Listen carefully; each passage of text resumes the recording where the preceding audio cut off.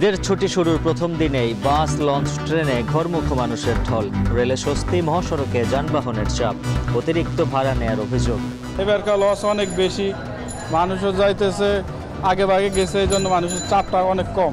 কোনো ট্রেনেই উপচে পড়া ভিড় দেখতেছি না। লোকজনের চাপ বেশি, ভাড়া বেশি, ঈদের বাজার, এই জন্য এখন একটু ভাড়া বেশি।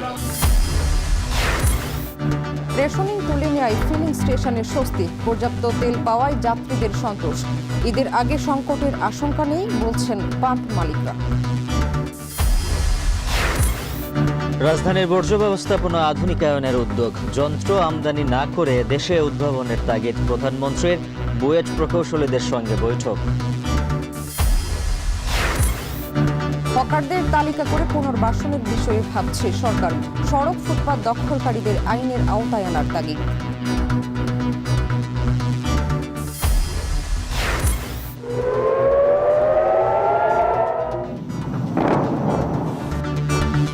ইরাকে মার্কিন দূতাবাস, সেনাঘাঁটিতে তেহরানের ড্রোন হামলা, আমিরাতের জ্বালানি স্থাপনায় আক্রমণ, হরমুজের সুরক্ষায় ন্যাটো এগিয়ে না আসায় ক্ষুব্ধ ট্রাম্প।